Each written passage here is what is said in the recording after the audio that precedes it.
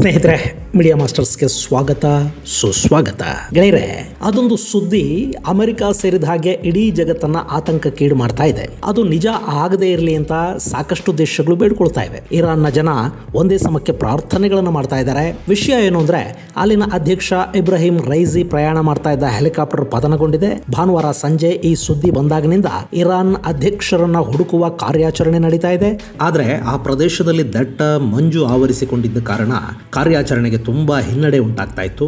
ಸೋಮವಾರ ಮುಂಜಾನೆಯ ಹೊತ್ತಿಗೆ ಟರ್ಕಿಯ ಡ್ರೋನ್ಗಳು ಆ ಪರ್ವತ ಪ್ರದೇಶದಲ್ಲಿ ಪತನಗೊಂಡಿರುವ ಹೆಲಿಕಾಪ್ಟರ್ನ ಅವಶೇಷಗಳನ್ನು ಹುಡುಕೋದ್ರಲ್ಲಿ ಯಶಸ್ವಿಯಾಗಿವೆ ಮತ್ತು ಆ ಹೆಲಿಕಾಪ್ಟರ್ಲಿದ್ದ ಯಾರೊಬ್ಬರು ಬದುಕಿ ಉಳಿದಿರುವ ಸಾಧ್ಯತೆಗಳಿಲ್ಲ ಅಂತ ಹೇಳಲಾಗ್ತಾ ಇದೆ. ಇರಾನ್ನ ಅಧ್ಯಕ್ಷ ಇಬ್ರಾಹಿಂ ರೈಸಿ ಭಾನುವಾರ ಪಕ್ಕದ ಅಜರ್ಬೈಜಾನ್ಗೆ ಹೋಗಿದ್ರು. ಅವ್ರ ಜೊತೆ ವಿದೇಶಾಂಗ ಸಚಿವ ಹುಸೇನ್ ಅಮೀರ್ ಅಬ್ದುಲ್ಲಾ ಕೂಡ ಇದ್ರು. ಅಜರ್ಬೈಜಾನ್ನ ಕೆಡಾ ಅಫ್ರಿನ್ ಪ್ರಾಂತದಲ್ಲಿನ ಕೀಸ್ ಕಲಾಸಿ ಅನ್ನೋ ಡ್ಯಾಮ್ನ ಉದ್ಘಾಟನೆಗಾಗಿ ಇಬ್ರಾಹಿಂ ರೈಸಿ ಅಜರ್ಬೈಜಾನ್ಗೆ ಹೋಗಿದ್ರು. ಅಲ್ಲಿ ಇರಾನ್ ಹಾಗೂ ಅಜರ್ಬೈಜಾನ್ ಎರಡೂ ದೇಶಗಳಲ್ಲಿ ಹರಿಯುವ ಅರಸ್ ಅನ್ನೋ ನದಿಯ ಮೇಲೆ ಎರಡೂ ದೇಶಗಳು ಜಂಟಿಯಾಗಿ ನಿರ್ಮಾಣ ಮಾಡಿರುವ ಬ್ರಿಡ್ಜ್ ಅದು. ಅದನ್ನು ಉದ್ಘಾಟನೆ ಮಾಡಬೇಕಾಗಿತ್ತು. ಅದರ ಜೊತೆಗೆ ಹಳಸಿದ ಸಂಬಂಧಗಳ ಸುಧಾರಣೆ ಕೂಡ ಆಗಬೇಕಾಗಿತ್ತು. ಹೀಗಾಗಿ ರೈಸಿ ಅಜರ್ಬೈಜಾನ್ಗೆ ಹೋದರು.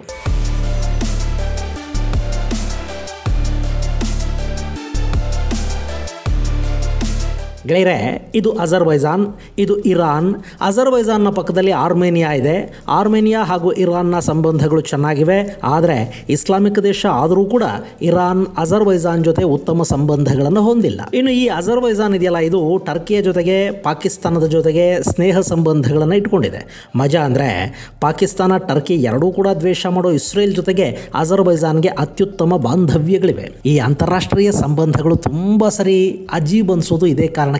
ಇಲ್ಲಿ ಶತ್ರುವಿನ ಶತ್ರು ಮಿತ್ರನೇ ಆಗಬೇಕು ಅಂತಿಲ್ಲ, ಹಾಗೆ ಮಿತ್ರನ ಮಿತ್ರ ಕೂಡ ಶತ್ರು ಆಗಲೇಬೇಕು ಅಂತಲೂ ಇಲ್ಲ. ಸ್ನೇಹಗಳು ಸಂಬಂಧಗಳು ಎಲ್ಲ ಕೂಡ ಲಾಭ ನಷ್ಟಗಳ ಲೆಕ್ಕಾಚಾರದ ಮೇಲೆ ಆಧಾರ ಪಟ್ಟಿರುತ್ತವೆ ಅಷ್ಟೇ. ಇನ್ನು ಈ ಅಜರ್ಬೈಜಾನ್ನ ದ್ವೇಷ ಮಾಡೋದಕ್ಕೆ ಅದು ಇಸ್ರೇಲ್ ಜೊತೆ ಸ್ನೇಹ ಸಂಬಂಧಗಳನ್ನ ಇಟ್ಕೊಂಡಿದೆ ಅನ್ನೋದಕ್ಕಿಂತ ಇರಾನ್ಗೆ ಮತ್ತಿನ್ಯಾವ ಕಾರಣ ತಾನೇ ಬೇಕು ಹೇಳಿ. ಹೀಗಾಗಿ ಅಜರ್ಬೈಜಾನ್ ಹಾಗೂ ಆರ್ಮೇನಿಯಾ ಸಂಘರ್ಷದಲ್ಲಿ ಇರಾನ್ ಆರ್ಮೇನಿಯಾಗೆ ಸಹಾಯ ಮಾಡುತ್ತೆ. ಇನ್ನು ಮೊನ್ನೆ ಇಸ್ರೇಲ್ ಹಾಗೂ ಇರಾನ್ ನಡುವೆ ಒಂದು ಸಣ್ಣ ಸಂಘರ್ಷ ನಡೆದು ಇರಾನ್ ಇಸ್ರೇಲ್ ಮೇಲೆ ಮಿಸೈಲ್ ದಾಳಿ ಮಾಡಿ ಅದಕ್ಕೆ ಪ್ರತಿಯಾಗಿ ಇಸ್ರೇಲ್ ಕೂಡ ಇರಾನ್ ಮೇಲೆ ದಾಳಿ ಮಾಡ್ತಲ್ಲ.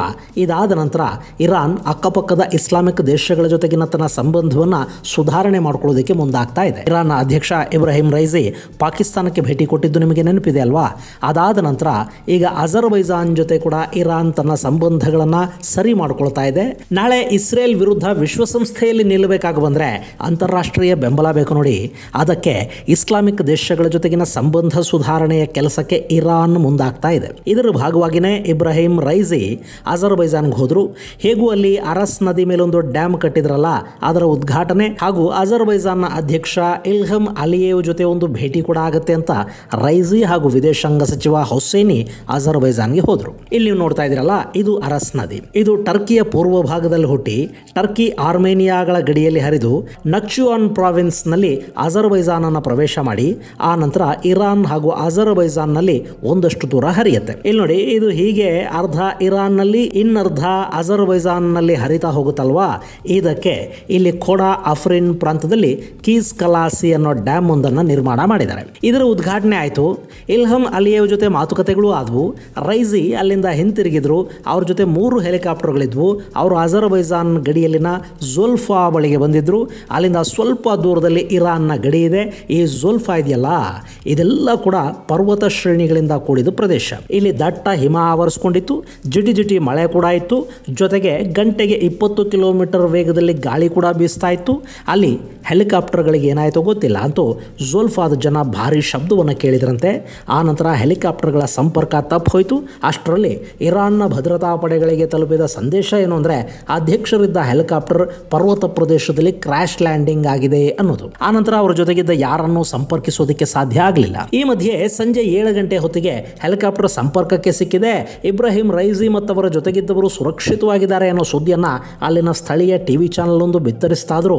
ಅದಾದ ಕೆಲ ನಿಮಿಷಗಳಲ್ಲಿ ಅದು ಸುಳ್ಳು ಅನ್ನೋದು ಗೊತ್ತಾಯಿತು. ಇರಾನಿನ ಸರ್ವೋಚ್ಚ ನಾಯಕ ಆಯತುಲ್ಲಾ ಖೊಮೇನಿ ಎಮರ್ಜೆನ್ಸಿ ಮೀಟಿಂಗ್ ಮಾಡಿದ್ರು. ವಿಷಯ ಗೊತ್ತಾದ ಕೂಡಲೇ ಎಲ್ಲೋ ಇದ್ದ ಅಮೆರಿಕಾದ ಅಧ್ಯಕ್ಷ ಬಿಡನ್ ಓಡಿ ಬಂದರು ಮತ್ತು ಅಮೆರಿಕಾದ ರಕ್ಷಣಾ ಇಲಾಖೆಯ ಅಧಿಕಾರಿಗಳ ಜೊತೆ ಮೀಟಿಂಗ್ ಆಯಿತು. ಭಾರತದ ಪ್ರಧಾನಿ ನರೇಂದ್ರ ಮೋದಿ, ಅಜರ್ಬೈಜಾನ್ನ ಅಧ್ಯಕ್ಷ ಇಲ್ಹಮ್ ಇಲ್ಹಾಮ್ ಅಲಿಯೇವ್ ಇಬ್ಬರು ಕೂಡ ಆತಂಕವನ್ನು ವ್ಯಕ್ತಪಡಿಸಿ ಟ್ವೀಟ್ ಮಾಡಿದ್ರು. ಯುರೋಪಿಯನ್ ಯೂನಿಯನ್ ಸರ್ಚ್ ಆಪರೇಷನ್ಗೆ ನಮ್ಮ ಸ್ಯಾಟಲೈಟ್ಗಳನ್ನ ಕೊಡ್ತೀವಿ ಅಂತ ಹೇಳ್ತು. ಟರ್ಕಿ ಹಾಗೂ ಸೌದಿಗಳು ಕೂಡ ಅಧ್ಯಕ್ಷ ಇಬ್ರಾಹಿಂ ರೈಸಿ ಅವರನ್ನ ಹುಡುಕೋದಿಕ್ಕೆ ನಾವು ಸಹಾಯ ಮಾಡ್ತೀವಿ ಅಂತ ಮುಂದೆ ಬಂದ್ವು. ಆದ್ರೆ ಗೆಳೆಯರೆ, ಅಲ್ಲಿ ಅಷ್ಟೊತ್ತಿಗಾಗಲೇ ಇರಾನ್ನ ಸೇನಾಪಡೆಗಳು ಹುಡುಕಾಟದ ಕಾರ್ಯಾಚರಣೆಯನ್ನು ಆರಂಭ ಮಾಡಿದ್ವಾದರೂ ಗಾಳಿ, ಹಿಮ ಹಾಗೂ ಮಳೆಯ ಕಾರಣದಿಂದ 10 ಅಡಿಗಳ ದೂರದಲ್ಲಿ ಏನಿದೆ ಅನ್ನೋದು ಕೂಡ ಕಾಣದ ಸ್ಥಿತಿಯಲ್ಲಿತ್ತು. ಹೀಗಾಗಿ ಹುಡುಕಾಟದ ಕಾರ್ಯಾಚರಣೆಗೆ ತೀವ್ರ ತೊಂದರೆ ಉಂಟಾಗ್ತಾ ಇತ್ತು. ಆದರೂ ರೈಸಿ ಏನಾದರೂ ಅವ್ರ ಜೊತೆಗಿದ್ದ 3 ಹೆಲಿಕಾಪ್ಟರ್ಗಳ ಪೈಕಿ ಪತನಗೊಂಡಿರೋದು ಯಾವುದು, ಉಳಿದ 2 ಏನಾದವು ಅನ್ನೋ ಯಾವ ಮಾಹಿತಿಯೂ ಲಭ್ಯ ಆಗಲಿಲ್ಲ. ಈ ಹಂತದಲ್ಲೇ ಅನುಮಾನಗಳು ಇಸ್ರೇಲ್ ಕಡೆಗೆ ತಿರುಗಿತು.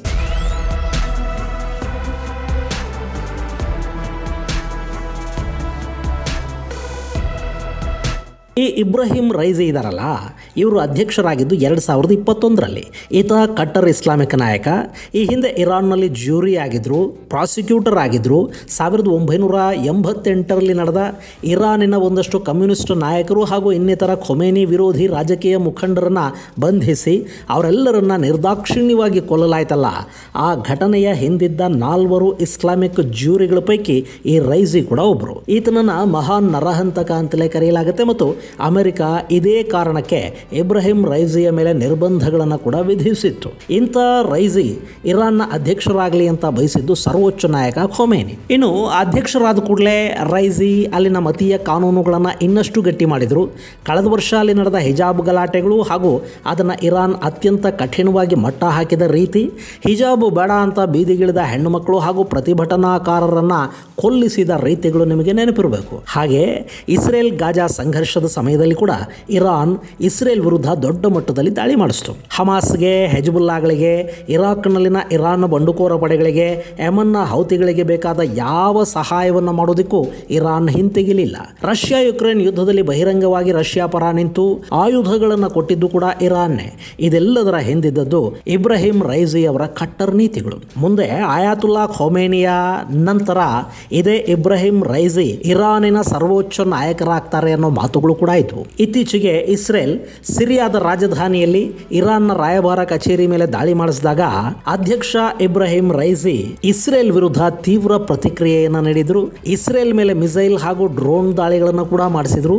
ಜೊತೆಗೆ ರೈಸಿ ಅಧ್ಯಕ್ಷರಾದ ನಂತರ ಇರಾನ್ನ ಅಣ್ವಸ್ತ್ರ ಕಾರ್ಯಕ್ರಮಕ್ಕೆ ಕೂಡ ಸಾಕಷ್ಟು ವೇಗ ಬಂದಿತ್ತು. ಇದೇ ಸಂದರ್ಭದಲ್ಲೇ ಆತ ಬರ್ತಿದ್ದ ಹೆಲಿಕಾಪ್ಟರ್ ಅಪಘಾತಕ್ಕೀಡಾಗಿದೆ.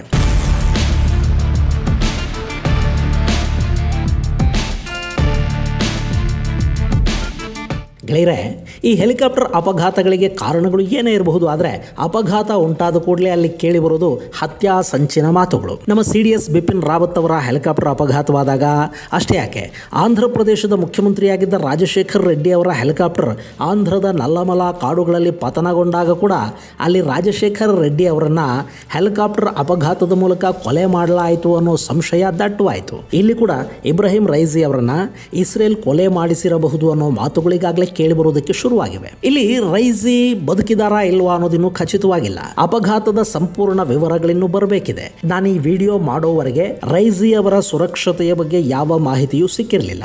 ರೆಸ್ಕ್ಯೂ ಆಪರೇಷನ್ ಮುಂದುವರಿತಲೇ ಇತ್ತು. ಆದರೂ ಇಸ್ರೇಲ್ ಹೆಸರು ಮಾತ್ರ ಇಲ್ಲಿ ಓಡಾಡೋದಕ್ಕೆ ಶುರುವಾಗಿತ್ತು. ಮೊಸಾದ್ ಈ ಘಟನೆಯ ಹಿಂದಿದೆ ಅಂತ ಕೆಲ ಮಾಧ್ಯಮಗಳು ಸುದ್ದಿಯನ್ನು ಕೂಡ ಬಿತ್ತರಿಸೋದಕ್ಕೆ ಶುರು ಮಾಡಿತು. ಇಲ್ಲಿ ಅನುಮಾನಕ್ಕೆ ಕಾರಣ ಏನು ಅಂದರೆ, ಇಬ್ರಾಹಿಂ ರೈಸಿ ಇರಾನ್ನ ಕಟ್ಟರ್ ನಾಯಕ, ಇಸ್ರೇಲಿನ ಕಡುದ್ವೇಷಿ, ಸರ್ವೋಚ್ಚ ನಾಯಕನಾಗೋದಕ್ಕೆ ಹೊರಟ ಮುಖಂಡ. ಹಾಗೆ ಅಜರ್ಬೈಜಾನ್ನಲ್ಲಿ ಇಸ್ರೇಲಿನ ಪ್ರಭಾವ ತುಂಬಾನೇ ಇದೆ. ಇರಾನ್ನ ಗಡಿ ಭಾಗದಲ್ಲಿ ಮತ್ತು ಇರಾನಿನಲ್ಲಿ ಕೂಡ ಇಸ್ರೇಲ್ನ ಮೊಸಾದ್ ಏಜೆಂಟರು ಏನು ಬೇಕಾದರೂ ಮಾಡೋ ಶಕ್ತಿಯನ್ನು ಹೊಂದಿದ್ದಾರೆ. ಈ ಹಿಂದೆ ಇರಾನಿನ ಸೇನಾ ಮುಖ್ಯಸ್ಥನನ್ನು, ಅಣು ವಿಜ್ಞಾನಿಗಳನ್ನು ಇಸ್ರೇಲ್ ಕೊಲೆ ಮಾಡಿಸಿದೆ. ಅಣು ಕೇಂದ್ರವನ್ನು ಹ್ಯಾಕ್ ಮಾಡೋದರಲ್ಲಿ ಕೂಡ ಸಫಲವಾಗಿದೆ. ಹೀಗಾಗಿ ರೈಸಿಯ ಹೆಲಿಕಾಪ್ಟರ್ ಅಪಘಾತದ ಹಿಂದೆ ಕೂಡ ಮೊಸಾದ್ನ ಕೈವಾಡ ಇರುವ ಶಂಕೆಯನ್ನು ಕೆಲವರು ವ್ಯಕ್ತಪಡಿಸ್ತಾ ಇದ್ದಾರೆ. ಇಲ್ಲಿ ಮೊಸಾದ್ ಇದೆಯೋ ಅಥವಾ ಹವಾಮಾನ ವೈಪರೀತ್ಯ ಇದೆಲ್ಲದಕ್ಕೆ ಕಾರಣವಾಗಿದೆಯೋ ಗೊತ್ತಿಲ್ಲ. ಯಾಕೆಂದ್ರೆ ಅಮೆರಿಕ ಹಾಗೂ ಪಶ್ಚಿಮದ ದೇಶಗಳ ನಿರ್ಬಂಧದ ಕಾರಣದಿಂದಾಗಿ ಇರಾನಿನ ಹೆಲಿಕಾಪ್ಟರ್ಗಳು ಹಾಗೂ ವಿಮಾನಗಳು ತುಂಬಾ ಸುಸ್ಥಿತಿಯಲ್ಲೇನೂ ಇರಲಿಲ್ಲ ಅನ್ನೋ ಸುದ್ದಿ ಕೂಡ ಇದೆ. ಅವರಿಗೆ ಸ್ಪೇರ್ಸ್ ಸಿಗ್ತಾ ಇರಲಿಲ್ಲ. ಇನ್ನು ಹೆಲಿಕಾಪ್ಟರ್ಗಳು ಕೂಡ ತುಂಬಾ ಅಂದ್ರೆ ಇಸ್ಲಾಮಿಕ್ ಕ್ರಾಂತಿ ನಡೆದು ಅಲ್ಲಿ ಮುಲ್ಲಾಗಳ ಸರ್ಕಾರ ರಚನೆಯಾದ ಆರಂಭದ ದಿನಗಳಲ್ಲಿ ಖರೀದಿ ಮಾಡಿದ ಹೆಲಿಕಾಪ್ಟರ್ಗಳಿವು ಅನ್ನೋ ಸುದ್ದಿ ಕೂಡ ಬರ್ತಾ ಇದೆ. ಸುಸ್ಥಿತಿಯಲ್ಲಿಲ್ಲದ ಹೆಲಿಕಾಪ್ಟರ್ಗಳು ಅಪಘಾತಕ್ಕೀಡಾಗಿವೆ ಅಂತ ಕೆಲವು ಮಾಧ್ಯಮಗಳು ಹೇಳ್ತಾ ಇವೆ. ಇಲ್ಲಿ ಇಬ್ರಾಹಿಂ ರೈಸಿ ಅವರ ಹೆಲಿಕಾಪ್ಟರ್ ಅಪಘಾತದ ಹಿನ್ನೆಲೆಯಲ್ಲಿ ಉಪಾಧ್ಯಕ್ಷ ಮುಬಾರಕ್ ಸದ್ಯಕ್ಕೆ ಹಂಗಾಮಿ ಅಧ್ಯಕ್ಷರಾಗಿ ಅಧಿಕಾರವನ್ನು ವಹಿಸಿಕೊಳ್ತಾ ಇದ್ದಾರೆ. ಇರಾನಿನ ಸಂವಿಧಾನದ ಪ್ರಕಾರ ಅಧ್ಯಕ್ಷರ ಹುದ್ದೆ ಸಾಕಷ್ಟು ದಿನಗಳ ಕಾಲ ಖಾಲಿ ಉಳಿಯೋ ಹಾಗಿಲ್ಲ. ಹೀಗಾಗಿ 50 ದಿನಗಳ ಒಳಗಾಗಿ ಅವರು ಹೊಸ ಅಧ್ಯಕ್ಷರನ್ನು ಆಯ್ಕೆ ಮಾಡ್ಕೋಬೇಕಾಗಿ ಬರುತ್ತೆ. ಮತ್ತೊಂದು ಕಡೆ ಈ ಅಪಘಾತದ ಬಗ್ಗೆ ಕೂಡ ಇರಾನ್ ತನಿಖೆಯನ್ನು ಮಾಡುತ್ತೆ.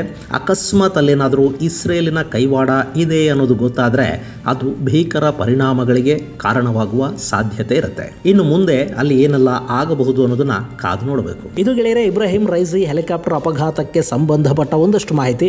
ಮುಂದಿನ ಸಂಚಿಕೆಯಲ್ಲಿ ಮತ್ತಷ್ಟು ವಿಶೇಷಗಳ ಜೊತೆ ಮತ್ತೆ ಭೇಟಿಯಾಗೋಣ. ಅಲ್ಲಿವರೆಗೆ ಜೈ ಹಿಂದ್, ಜೈ ಕರ್ನಾಟಕ.